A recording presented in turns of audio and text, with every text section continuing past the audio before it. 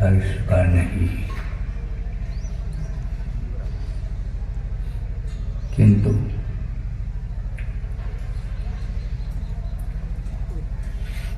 विषाद का प्रसंग आया।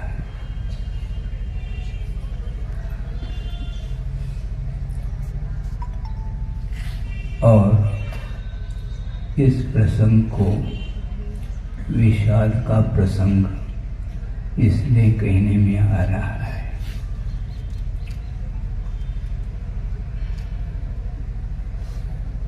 एक दिव्य दृष्टि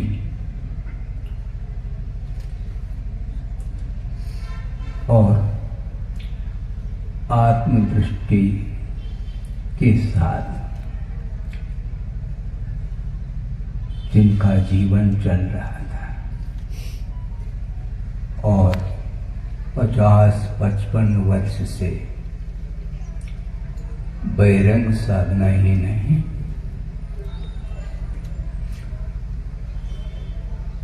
अंतरंग साधना के साथ, आत्म कल्याण के साथ विश्व कल्याण की दृष्टि सामने रखते हुए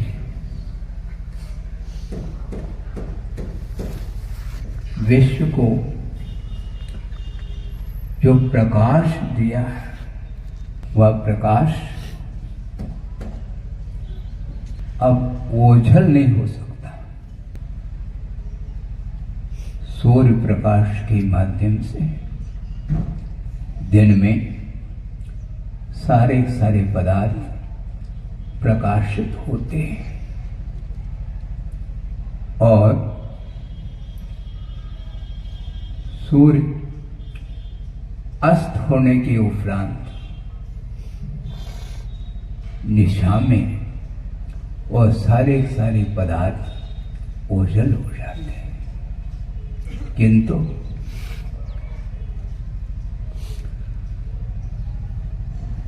आचार्य महाराज ने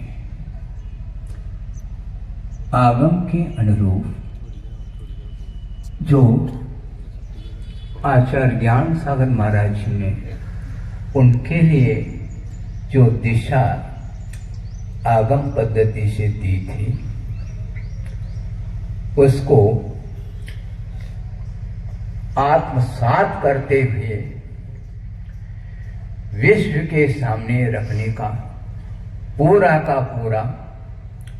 पुरुषार्थ उन्होंने किया है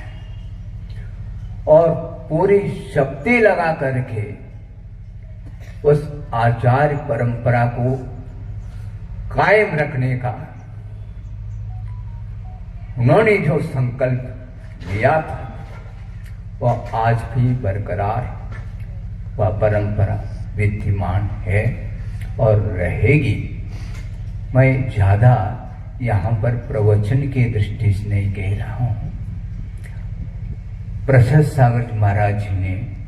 जो मंगलाचरण किया, उस मंगलाचरण को लेकर के मुझे वह स्मृति आ रही है, क्योंकि वही मंगलाचरण मैंने आचार्य महाराज जब द्रोणगिरी में 8 मार्च 1980 जब जैनेश्वरी दीक्षा देने के लिए तत्पर थे, उस समय हमने उनके चरणों में इसी मंगलाचरण को करके उनके चरणों में अपने भावों को अभिव्यक्त किया था। गुरुव पांतुनो नित्यम ज्ञान दर्शन नायिका चारित्रार्णव गंभीरा मोक्ष मार्गोपदेश का। उपाध्याय परमेष्ठी मोक्ष मार्ग के उपदेशक होते हैं, किंतु आचार्य परमेष्ठी मात्र मोक्ष मार्ग का उपदेश नहीं देते, किंतु मार्ग पर चलने वाला जो शिष्य है उस शिष्य के लिए जो चारित्र प्रदान किया जाता है आचार्य के द्वारा, उस चारित्र को निर्दोष पालन करने के लिए वे कटिबद्ध होते हैं।